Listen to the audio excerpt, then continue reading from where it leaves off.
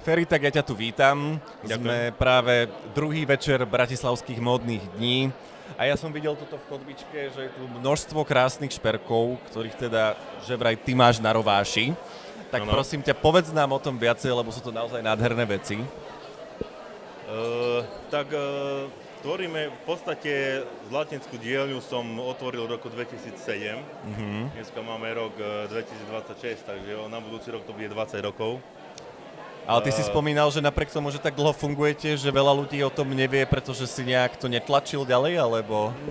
Nie, absolútne nie. Ja som sa snažil robiť tie šperky iným spôsobom. Vôbec nie k tým komerčným a tlačiť to nejak mediálne.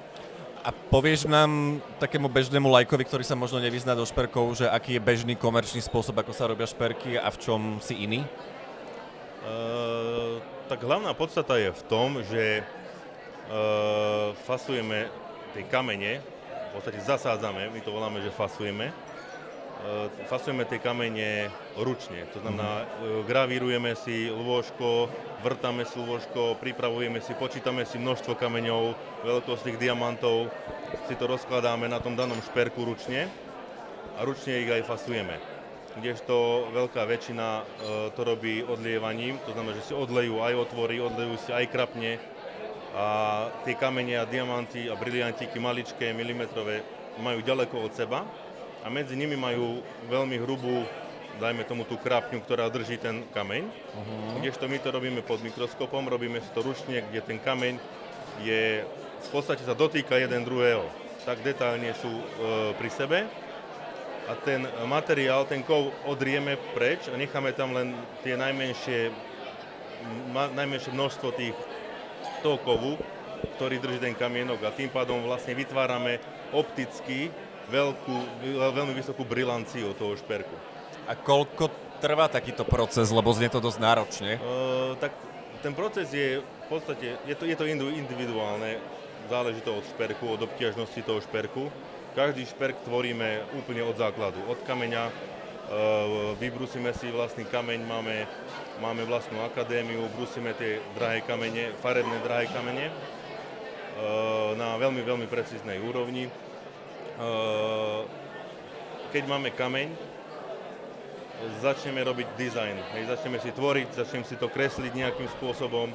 Keď si to nakreslím, urobíme 3D vizualizáciu pre toho zákazníka, pošleme mu to, keď nám to schváli, ideme do výroby, vyrába sa to potom a následne to dokončujeme, finišujeme, dávame do toho tie drahé kamene. Takže každý je vlastne absolútne špecifický? V Čechách a na Slovensku, čo sa týka tej akadémie, ja som v podstate tú techniku doniesol na Slovensku aj do Čiech. Technika je v podstate tým špecifická, že sa to robí všetko pod mikroskopom.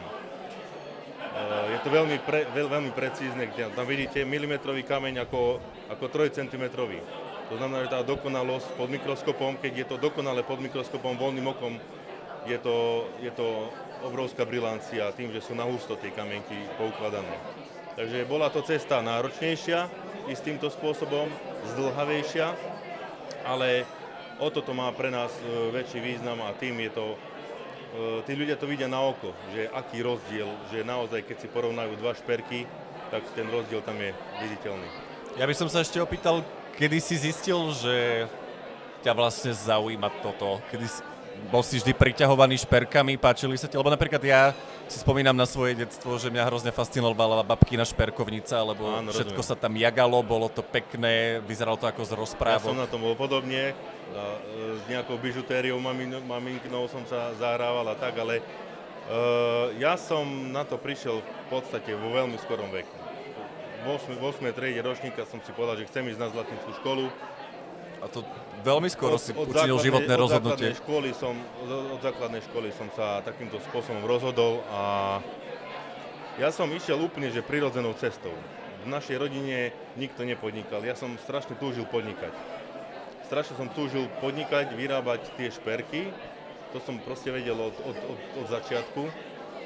Začínal som vlastne v kumbálku, 1,50 m x 1,20 m.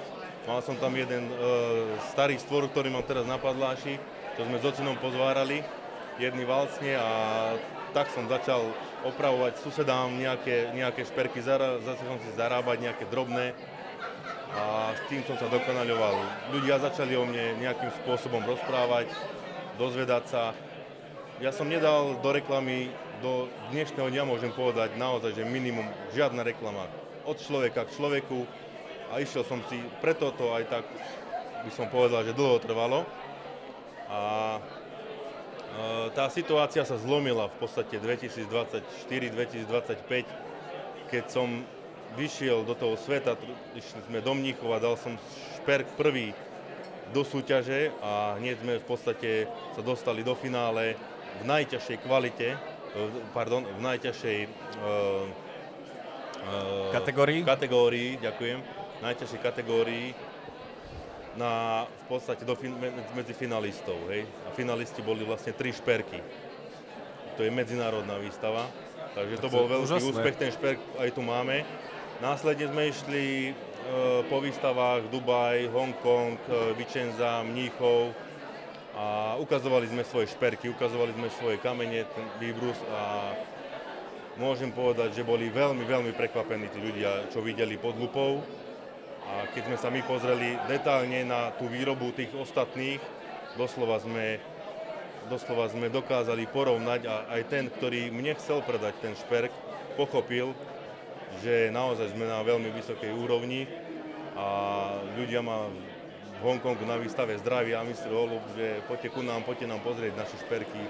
Takže... A si už tam, kde si vždy chcel byť, alebo stále je tam nejaký priestor, čo sa týka ambícií, snov, vízie, kam ísť ďalej? Ja som sa tam dostal, kde som chcel byť v čase, keď som začal podnikať. To bol môj sen.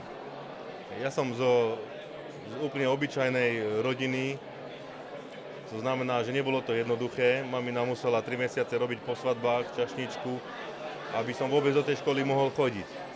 Chceli od nás 250 mariek, myslím, v tom čase, aby som vôbec mohol ísť do tej školy. Takže za to mamine veľmi som vďačný a takýmto postupným krokom každej kliešte, každý stroj, ktorý mám, má svoj príbeh, pretože bol vymenený za nejaký šperk. Vyrobil som šperk, kúpil som si kliešte, jedny, druhé, tretie, ultrazvuk, nejakú technológiu novú, mikroskop, išiel som na ten kurz v roku 2013 do Berlína. A to v podstate zmenilo môj pohľad na ten šperk. To som sa už pozrel na ten šperk mikroskopom, dovtedy som sa pozrel len lupou, v jednej ruke som držal šperk, v druhej ruke som sa to snažil nejak zafasovať a videl som, že to nie je ono proste. A nejak tak som sa k tomu dostal. Išiel som na to školenie do Berlína, kde som skončil ako najlepší žiak v tom čase. Asi si mal najväčší zápal. A dostal som ponuku, či teda nechcem aj ja pokračovať v tom ďalej a učiť ďalších zlatníkov, čo by ma v živote akože nenapadlo. Ale ako som sa vrátil naspäť domov, nejaký rok som si to trénoval, dal som nejaké prvotné videá, robil som následne šperk Patrikovi napríklad, prsteň, kde bolo 1200 kameňov osádzaných, briliantíkov. Dali sme to na nejaké sociálne siete, v tom čase som mal nejakých 250 000 pozretí, čo bolo viacej ako ten najlepší faser na svete, ktorý mal 80 000 menej v tom čase, keď vydal nejaké video. A z celého sveta mi ľudia písali, že mi gratulujú, že ďakujú, že som mi ukázal tú techniku, že som im v podstate to ukázal, lebo ostatní si to držia pod pokličkou a následne som začal aj učiť teda, hej. A mám viac ako 40 žiakov v Čechách a na Slovensku. Takže sa dá v podstate povedať, že ten sen si naozaj splnil hneď na začiatku a teraz vlastne si už iba v nejakom tom pozitívnom naladení užívaš to, čo život prináša. Idem si len prirodzene svojou nejakou dráhou a milujem farby, milujem drahé kamene, milujem šperky, robím to naozaj s radosťou. 7 dní v týždni dokážem byť v práci. Tak to je naozaj krásne, že si takto počul už vlastne v tak mladom veku volanie svojho vnútorného hlasu a tešíme sa z toho a držíme ti palce a ja ti ďakujem veľmi pekne za rozhovor. Ďakujem veľmi pekne, rád som ťa spoznal a ďakujem. Tiež.